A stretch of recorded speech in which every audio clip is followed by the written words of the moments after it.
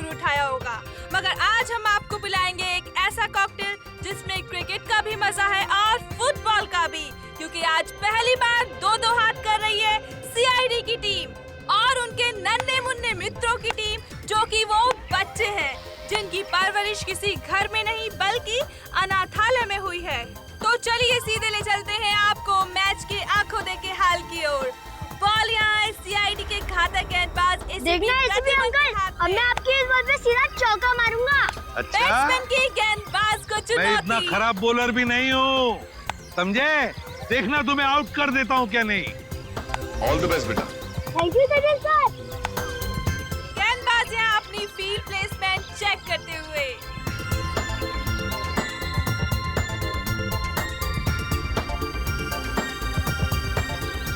और अब रेडी? गेंद फेंकने को पूरी तरह तैयार। और ये बैट्समैन का शानदार शॉट। क्या ये छक्का जाएगा? ओह नो, ये तो बाउंड्री पे क्या पकड़ो, छोड़ना नहीं। सचिन यहाँ चीते की फुर्ती के साथ गेंद की तरफ भागते हुए और ये तंबू में घुस गए। सीआईडी एक बार फिर से इस क्रिकेट मैच में नाकाम साबित हुए। अरे क्या सचिन, क्या छोड़ दिया? भाग!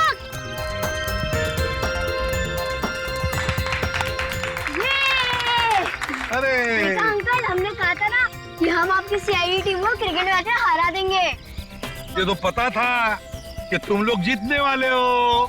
चलो चलो चलो सब लोग चलो। अंकल, मुझे तो सबसे बड़ा क्रिकेटर बनना है। देखो बेटा, जिंदगी में खूब मेहनत करना। अगर मेहनत करोगे तो सब कुछ बन सकते हो, जो चाहते हो बन सकते हो। लेकिन मेहनत जरूरी है ना? अच्छा अंकल, अब दोबारा हमारे साथ खेलने कब आओगे? बहुत जल्दी आएंगे और सबको लेकर आएंगे। हाँ? ओके, चलो चलो खा लो। चलो आप निकाल के पियो, ओके? चलो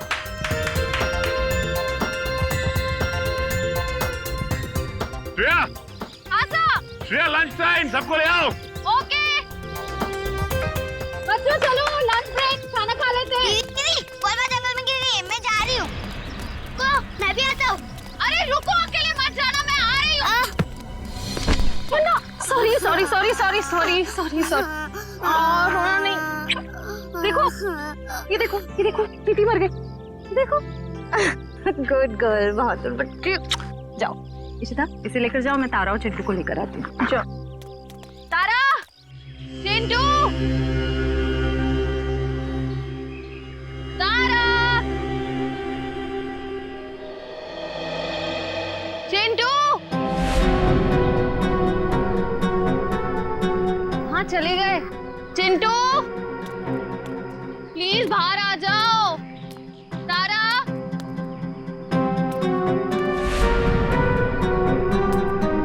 चिंटू, तारा।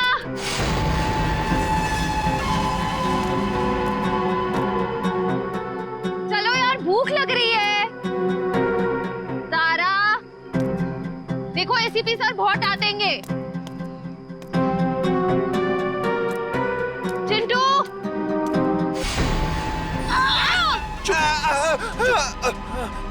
चिंटू, निकल यहाँ से जल्दी। चिंटू,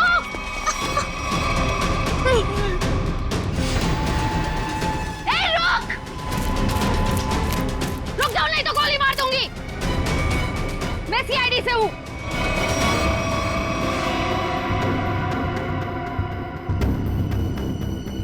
छोड़ दो बच्चों को, नीचे उतारो, नीचे उतार। छोड़ दे।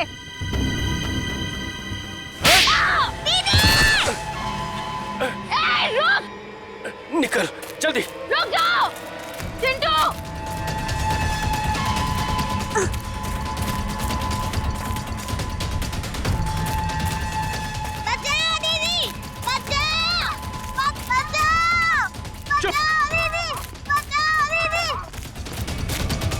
छोड़ दो बच्चों को, नहीं तो मैं तुम दोनों को नहीं छोड़ूंगी। रास्ता छोड़ हमारा। उतारो नीचे।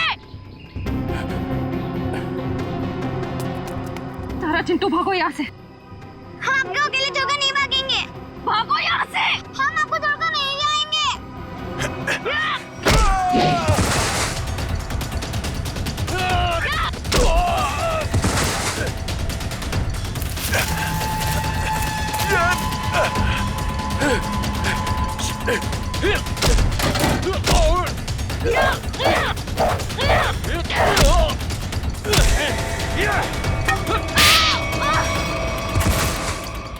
छोड़ उसको, चल यहाँ से।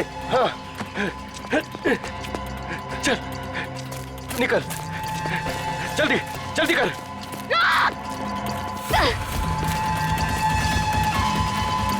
जल्दी। बचाओ दीदी।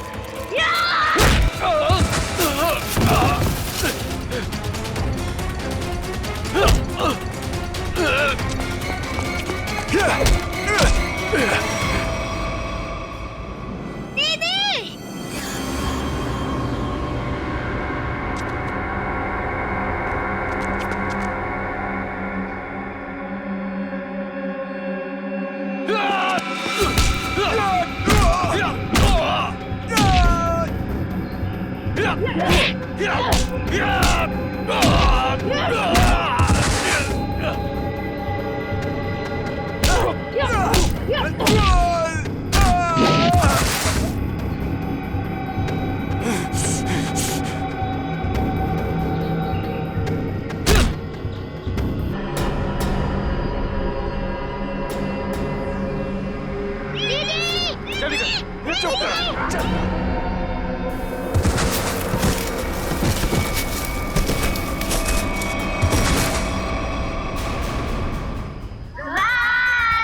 बाय बाय बाय नमस्ते। बाय।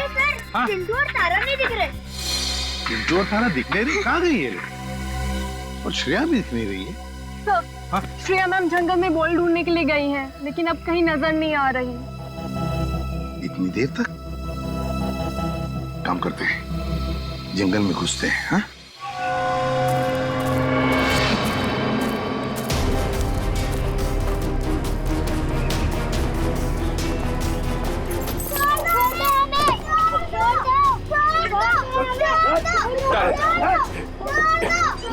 चल जल्दी।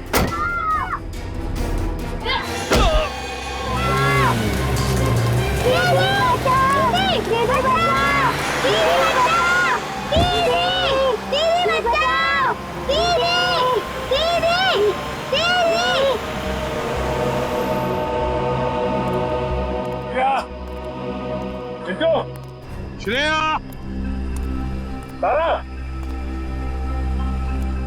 श्रेया, चिंटू, श्रेया। चिंटू, सर, हाँ? धीरे के साथ। क्या सच? सर यहाँ पे खून की बूंदें पड़ी हुई।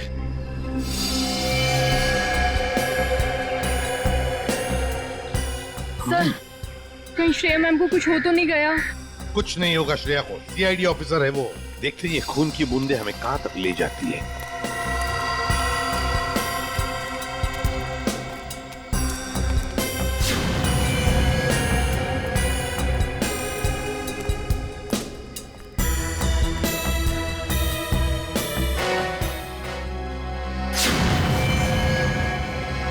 सर वो लीजिए।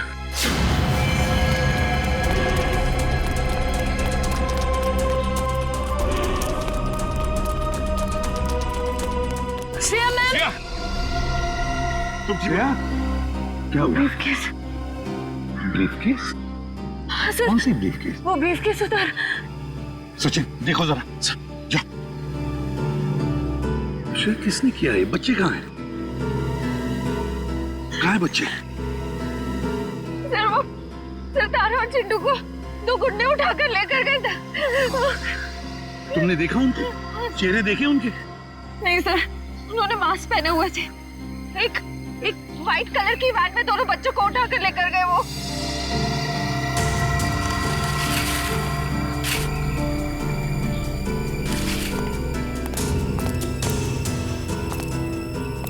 अच्छा, वैन का नंबर तो देखा है? नहीं सर, नंबर प्लेट नहीं थी, मगर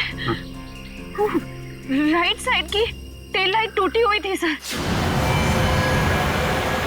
पेट्रोल की van, right side tail light टूटी हुई थी ना। इशिता, जल्दी से सारे चेक नाइट टोल नाकों पर फोन करो और इस गाड़ी के बारे में बताओ, सब कुछ डिटेल में बताओ, जल्दी। हाँ। मैं दोनों बच्चों को बचा नहीं पाई।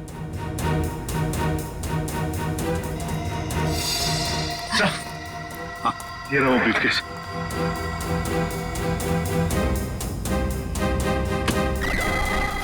माय गॉड,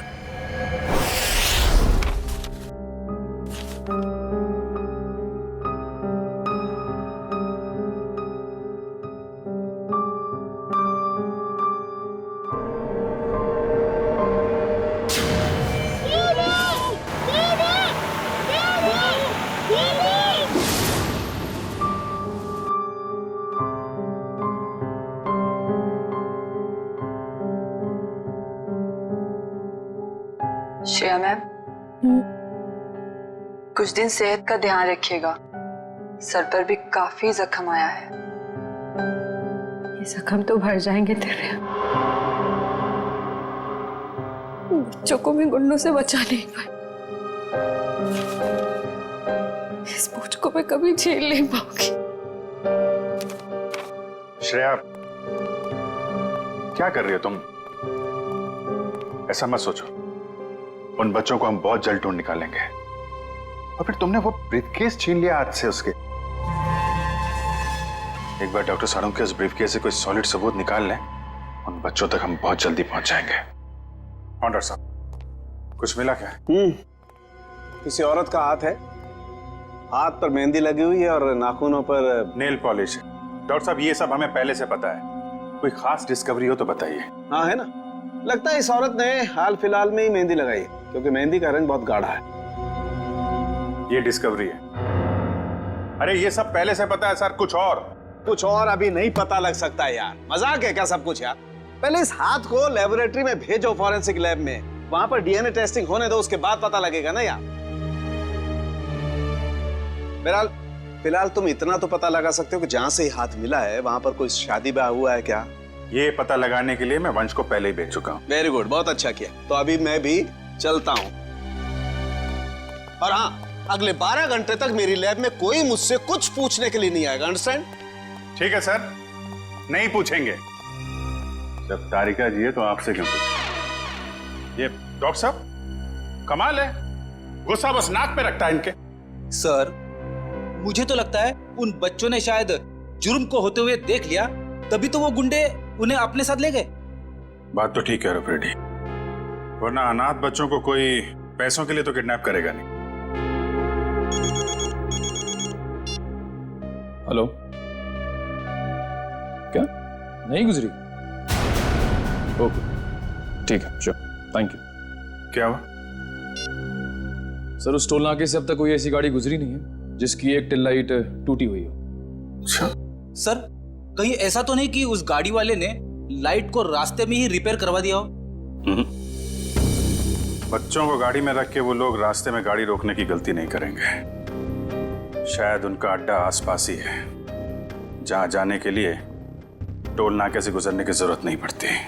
सर, उस इलाके के पास एक हवेली है जहां पिकनिक के दौरान सगाई का फंक्शन चल रहा था। सगाई का फंक्शन? फिर तो हो सकता है ये हाथ उस सगाई के फंक्शन में से ही किसी लड़की का हो। जी हाँ, कल रात हमारी भतीजी प्रियंका की सगाई थी। फिर तो काफी लोग आए होंगे यहाँ। जी नहीं, सिर्फ परिवार वाले थे। सारे परिवार वाले अभी यहाँ पर हैं? हाँ, सिवाय प्रियंका के। आप? मैं प्रियंका का मंगेतर डॉक्टर रमन। रमन जी, प्रियंका क्यों नहीं है? वो दीदी इस वक्त अपने कमरे में सो रही हैं। देखिए, हमारा उनसे मिलना बहुत जरूरी है। पर बात क्या? रमन जी, आप हमें सिर्फ उनका कमरा दिखा दीजिए प्लीज। आइए, चलिए।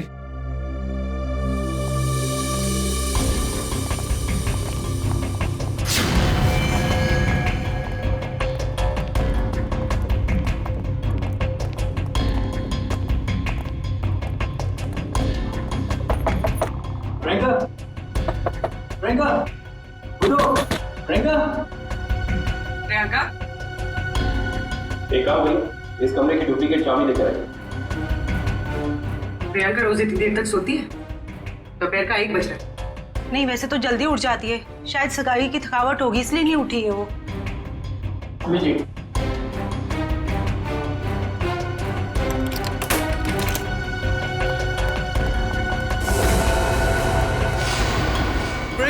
प्लीज प्लीज प्लीज आप बाहर चलिए sir sir please sir she is dead. जिस बात का शक था वही हुआ।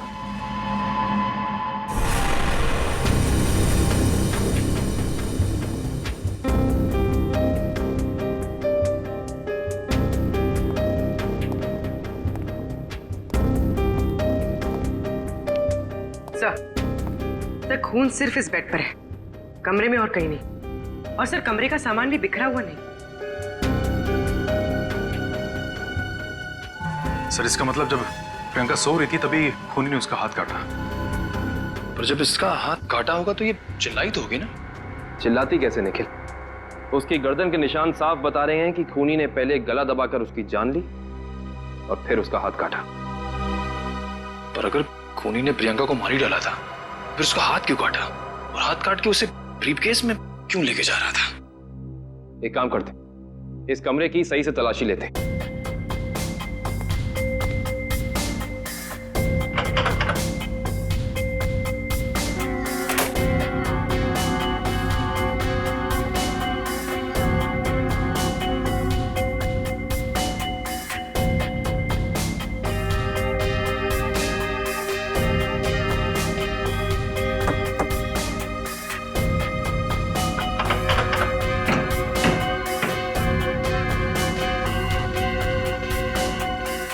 कमाल है, सारी खिड़कियां बंद हैं, दरवाजा बंद है, तो खूनी इस कमरे में आया कहां से? हाँ और कोई खुफिया रास्ता भी नहीं है यहाँ पर। बाथरूम की खिड़की इतनी छोटी है कि कोई इंसान उसमें से अंदर आ ही नहीं सकता। इसका मतलब खूनी जो कोई भी है वो अंदर का ही है। वो चुपचाप दबे पांव कमरे में आया, खून किया, फिर आराम से चला गया। आज ही मैंने उसे अपने क्लिनिक से कई बार फोन किया, उसने फोन पिक नहीं किया। मुझे उसी समय समझ आना चाहिए था। नियति को कौन बदल सकता है? किसी का खून होना नियति की बात नहीं, बल्कि जुर्म होता है। अब ये बताइए कि इस कमरे में सगाई के बाद प्रियंका से मिलने कौन कौन आया था?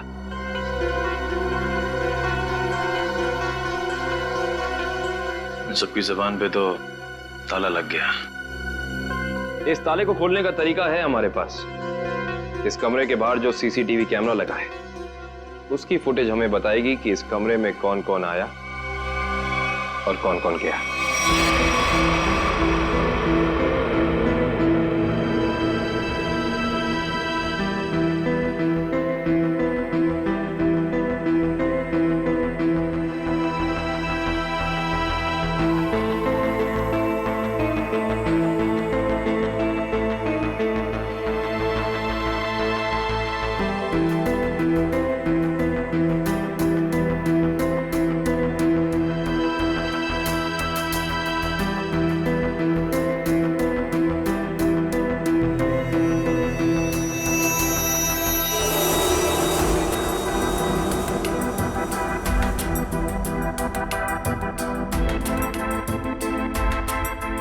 थोड़ा फॉरवर्ड करना पूरी।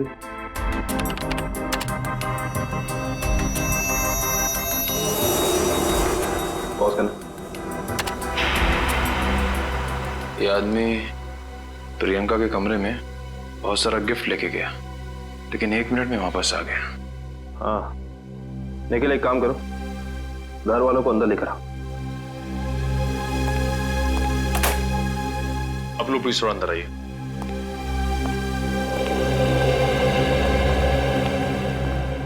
आइए।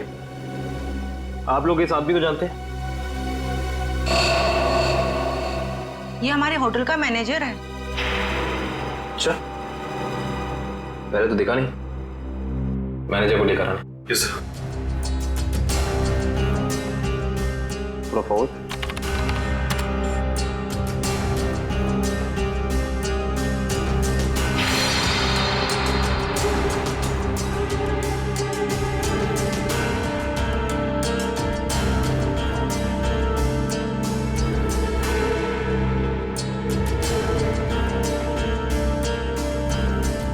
वो भी थोड़ा फॉरवर्ड कर।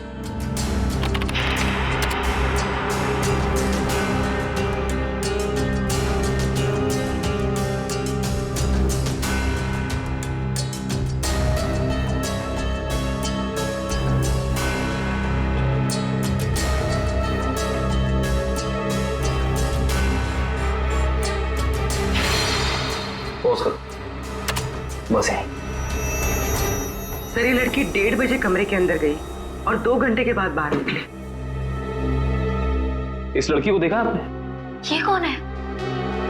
इसको तो हमने पहले कभी यहाँ नहीं देखा। सगाई के फंक्शन में भी नहीं? जी नहीं, हमने कभी नहीं देखा इसे। हाँ, लेकिन यहाँ के वॉचमैन ने तो जरूर देखा होगा। निखिल, वॉचमैन को बुला कर लाना।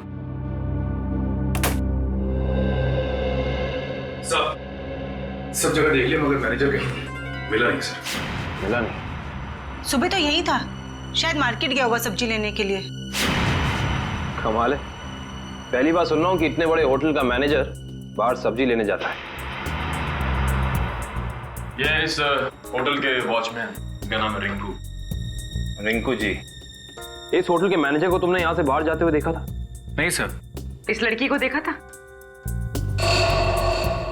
हाँ सर, ये तो वही लड़की जो कल रात प्रियंका मैम से मिलने आई थी। क्या कोई भी कह रहा आएगा प्रियंका से मिलने, तो तुमने संदेश जाने दिया?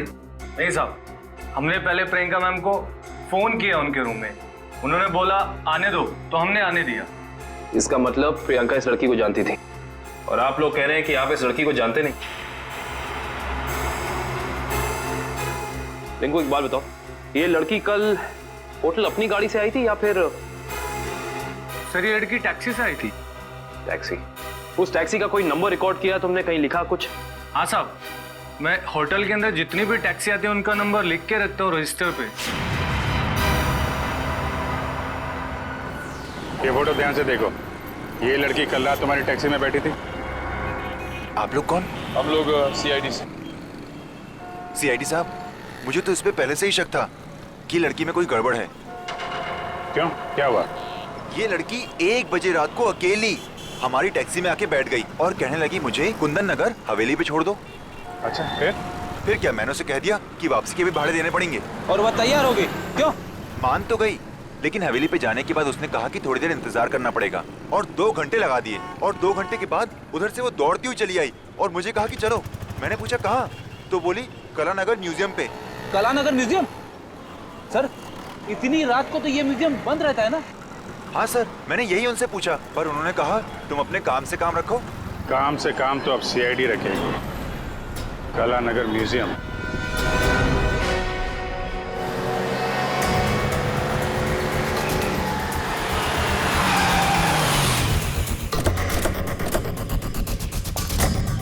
टोल नाके से पहले यही वो घना जंगल है जहाँ पे वैन छिपाई जा सकती है। हाँ सचिन, वैन यहीं कहीं होनी चाहिए, चेक करना पड़ेगा।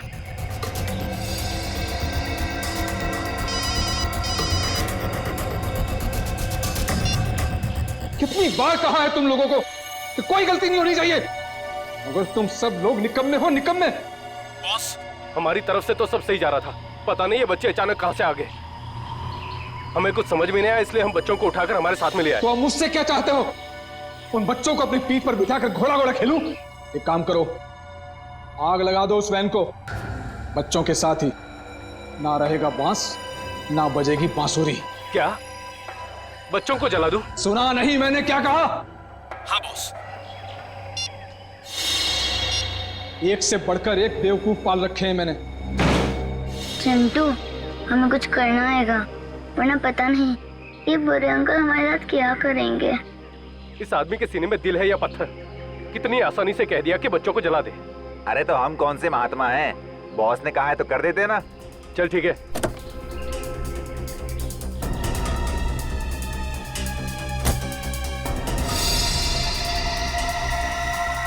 ए जल्दी करना। अरे रुकना, हलवा है क्या? कर रहा हूँ ना।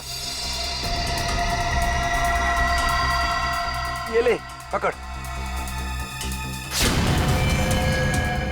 चल जल्दी से डाल।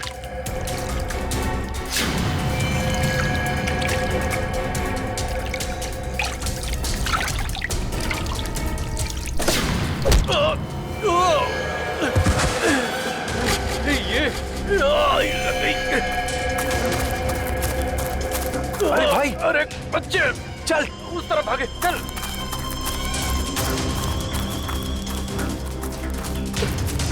जल्दी कर, कहाँ गए? जा उधर देख।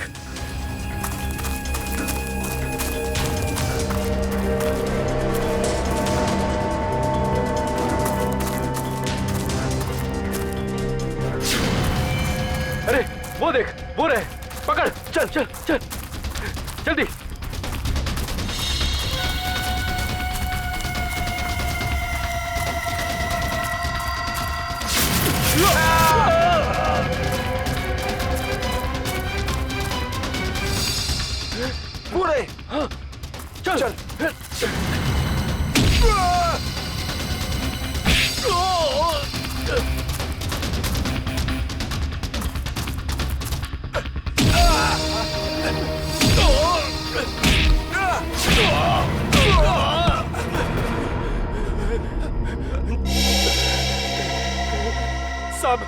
साहब हमने जो कुछ भी किया पैसे के लिए किया साहब।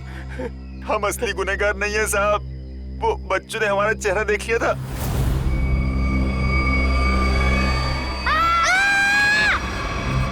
इसलिए हम उन्हें अपने साथ उठा लाए। कौन है असली गुनहगार? बोल, नाम बता उसका। हमने उसका चेहरा नहीं देखा साहब, क्योंकि वो गाड़ी में आया था और पैसे देके चला गया साहब। गाड़ी में आया था तो उसका गाड़ी नंबर, मोबाइल नंबर, घर का नंबर कुछ तो याद होगा। साहब उसका मोबाइल नंबर है मेरे पास। देखो, जल्दी निकल। देता हूँ साहब। ये वाला सर। है कौन ये मिस्टर एक्स? सर इस म्यूजियम में पहले आप आ चुके हैं? हाँ, एक बार आया जया के साथ। तो वैसे मुझे भी म्यूजियम में आके एंटीक चीजें देखना काफी पसंद है सर। फिलहाल हमें तो ये पता करना है कि वो लड़की इस म्यूजियम में क्या करने आई थी। सॉरी, एक मिनट। सॉरी बोला ना, गलती से धक्का लग गया। एक मिनट। जो गुनाह आपने किया है उसके लिए सॉरी कुछ भी नहीं है। क्या? एक मामूली सा धक्का लगने को आप गुनाह का नाम देंगे? उसे नहीं, लेकिन खून करना तो एक गुनाह है। क्यों किया प्रियंका का खून? क्या उनका खून हो गया? ये नहीं हो सकता। बंद करो ये मगरमच्छ के आंसू। जो पूछा उसका जवाब दो। मैंने किसी को नहीं मारा, मैं तो सिर्फ वहां उनकी मदद करने गई थी। रात को 1:30 बजे ऐसी कौन सी मदद चाहिए थी प्रियंका जी को? उनको लग रहा था कि उनकी जान को खतरा है, इसलिए उन्होंने मुझे वहां बुलाया था।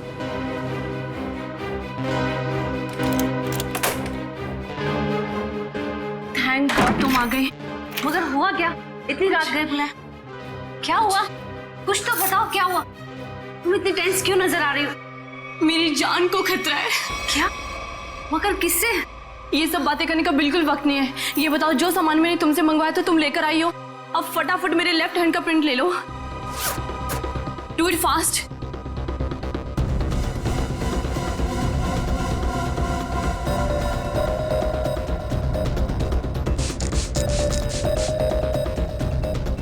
अपना लेफ्ट हैंड यहाँ रखो।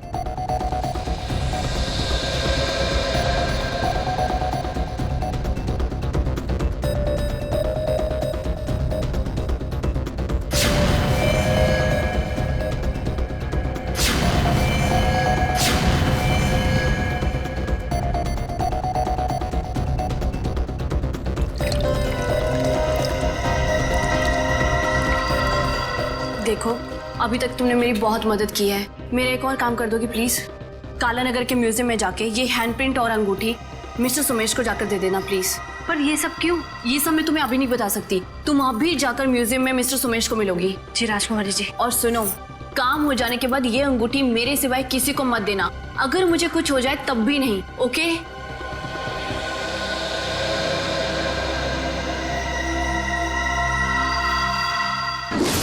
तो उन्होंने अपने हाथ का इम्प्रिंट बनवाया और उसे म्यूजियम के मैनेजर सोमेश को देने को कहा? जी। मगर उसने अपने हाथ का इम्प्रिंट बनवाया क्यों? वो तो मुझे नहीं मालूम। आप जरा वो अंगूठी दीजिए जो प्रियंका जी ने आपको दी।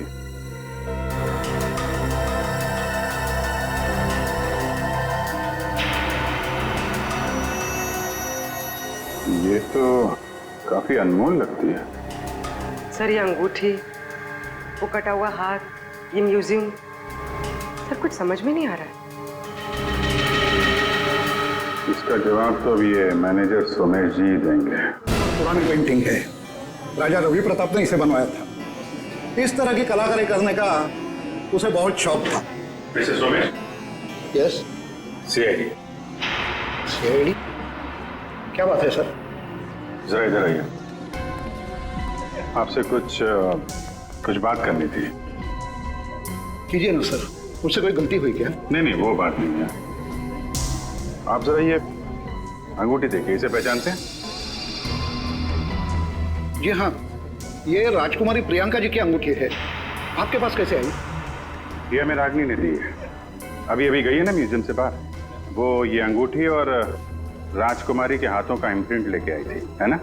जी हाँ, इस म्यूजियम में काफी सारे राजघरानों के जो यहाँ के ट्रस्टीज हैं उनके पर्सनल लॉकर्स हैं। जब कभी खास एग्जीबिशन होता है तभी हमारे लॉकर में रखे हुए पुश्तानी हीरे जेवरात हम उसमें पेश करते हैं। लेकिन लॉकर्स खोलने के लिए लॉकर्स के मालिक को आना पड़ता होगा ना यहाँ पे? जी नहीं, ये जरूरी नहीं। कभी कभी मालिक अपने खास आदमी को भेजकर लॉकर खुलवाते हैं, क्योंकि यहाँ फुल सिक्योरिटी है और हर एंटीक रजिस्टर है। ऐसे हम वो प्रियंका जी का लॉकर देख सकते हैं? क्यों नहीं, आइए।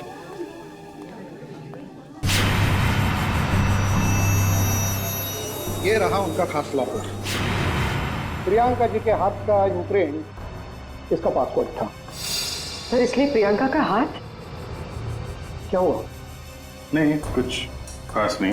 आप ये बताइए, अभी इसका पासवर्ड, नया पासवर्ड क्या है? सॉरी सर, ये तो कॉन्फिडेंशियल है, मैं नहीं बता सकता। ये आपको बताना पड़ेगा क्योंकि प्रियंका का खून हो गया है। आज? जी हाँ।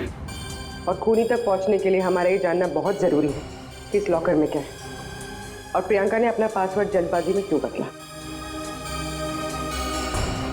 प्लीज। आपके पास जो अंगूठी है यही नया पासवर्ड है। अंगूठी? ये पासवर्ड है? जी हाँ। अब जरा ये लॉकर खोलिए।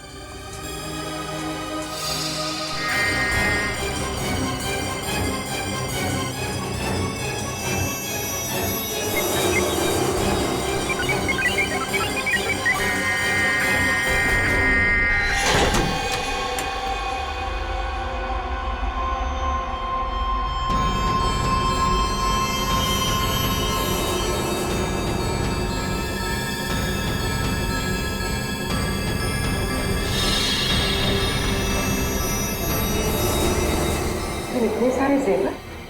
मतलब सर, ये सब कुछ इसके लिए हुआ? लग तो ऐसा ही रहा है।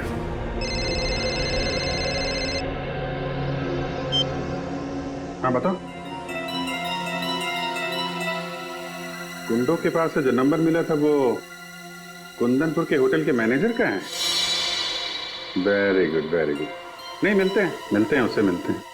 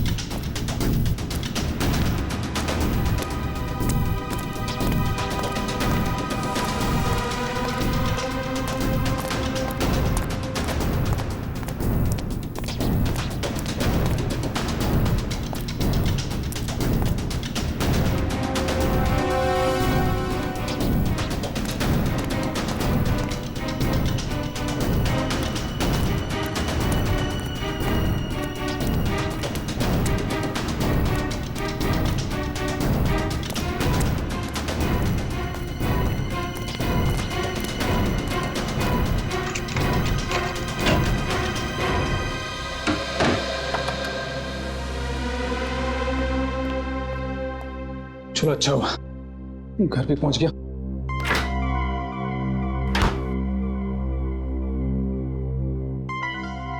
किसी ने देखा भी नहीं सिवाय हमारे सीआईडी।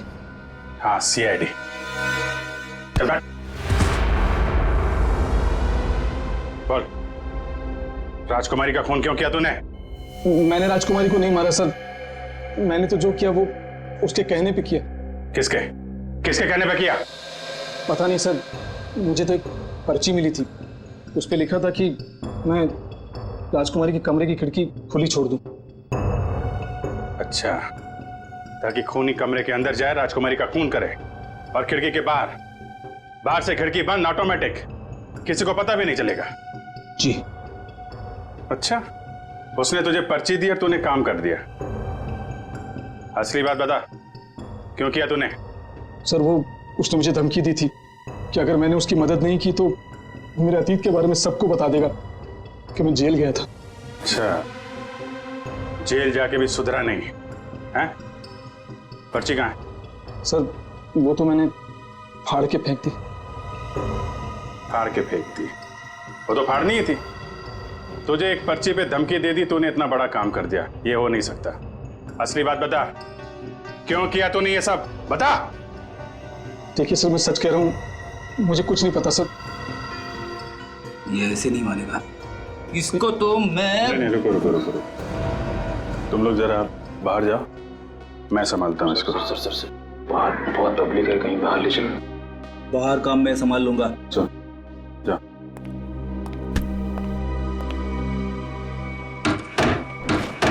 देख ये क्या कर रहा है? देख रहा था, हमें मालूम ही है तूने किसी के कहने पे किया है, और वो कौन है वो तो हम पता लगा ही लेंगे। इसलिए तेरा जिंदा रहना कुछ जरूरी नहीं है। तो ऊपर चला जाएगा तो धरती से एक पापी कम हो जाएगा। बोल क्या करना है, बताते हैं? मुझे नहीं पता मुझे बता दो।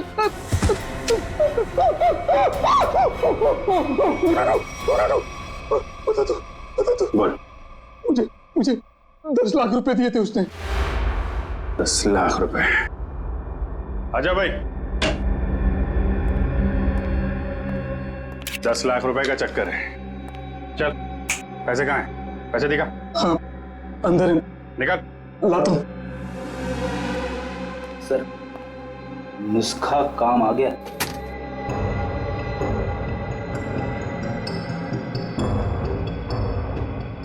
सर इसमें से तो अजीब सी गंध आ रही है, जैसे हॉस्पिटल में दवाइयों की आती है।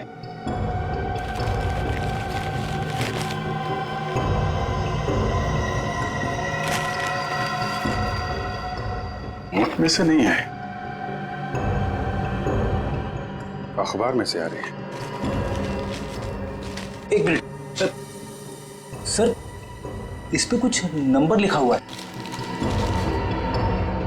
82184। तो घर का एड्रेस लिखा है। दवाई की स्मेल और ये घर का एड्रेस। अब समझ में आया वो पर्ची दी किसने थी। कितनी बार उसे समझाया कि हमारा अभी मिलना ठीक नहीं है, लेकिन फिर भी पता नहीं वो क्यों मुझसे मिलना चाहता है। This better be important. Yes, it is important. मेरा तुमसे मिलना बहुत जरूरी, क्योंकि मुझे मेरा पैसा चाहिए अभी। कैसा पैसा? पैसा कैसा होता है अभी ये भी तुम्हें समझाना पड़ेगा। जब प्लान ही फेल हो गया तो पैसे का तो सवाल ही नहीं उठता।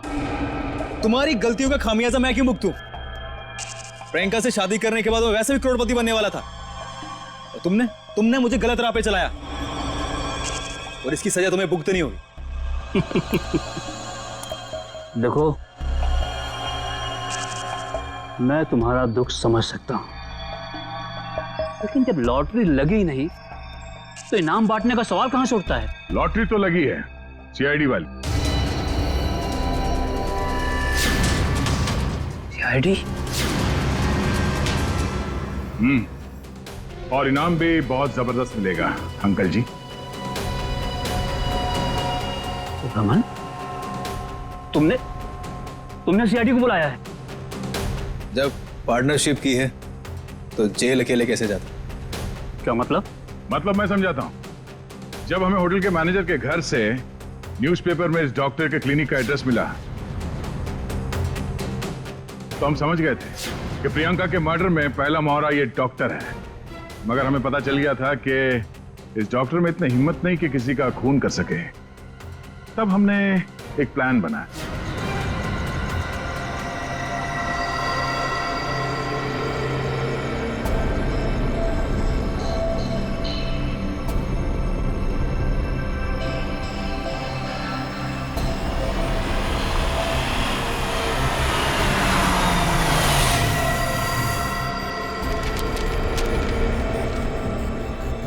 तुम्हारा भांडा फूट चुका है। अपनी भलाई चाहते हो तो मुझसे मिलने आओ, वरना सीआईडी को सब बता दूंगा। आज तुझे अपने इस धोखे की कीमत चुकानी होगी, अपनी जान देकर।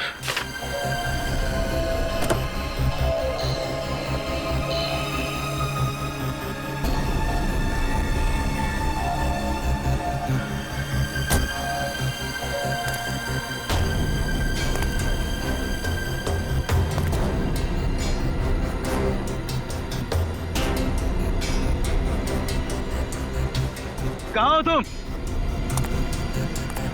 अब चूहे की तरह बिल में छिपके क्या बैठ गए हो? लो मैं आ गया। क्या हुआ? डर गए क्या? अब डरने की बारी तुम्हारी है।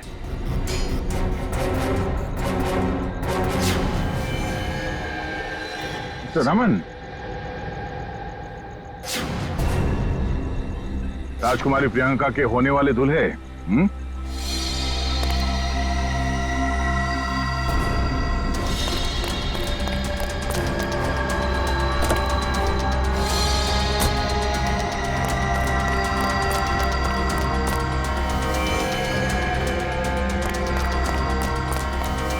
बहुत बड़ा धक्का लगा। हम यहाँ पे देख रहे हैं।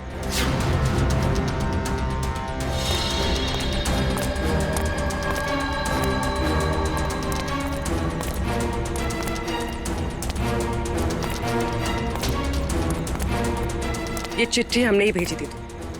अपनी होने वाली दुल्हन का खून किया तुमने, हिसाब तो देना पड़ेगा।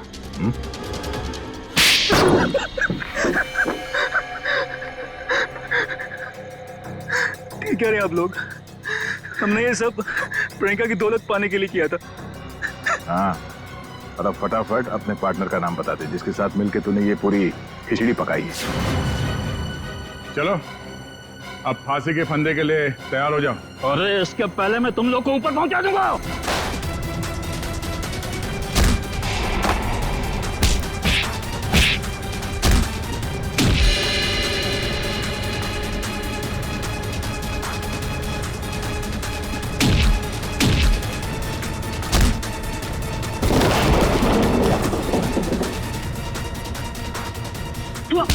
अरे अंकल जी, जेल यहाँ से बहुत दूर है, उम्र भी हो गई है, भाग नहीं पाएंगे। सीआईडी की जीप पे छोड़ देते हैं आपको।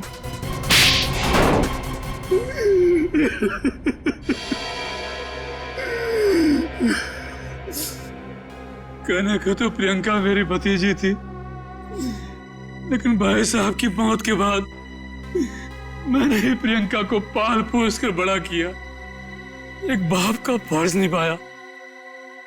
लेकिन बदले में मुझे क्या मिला? भाई साहब ने अपनी सारी प्रॉपर्टी प्रियंका और उसके होने वाले पति के नाम कर दी थी। इसलिए प्रियंका के होने वाले पति को भी तुमने अपने प्लान में शामिल कर लिया। हाँ, रमन बेवकूफ निकला, वो मेरी बातों में आ गया।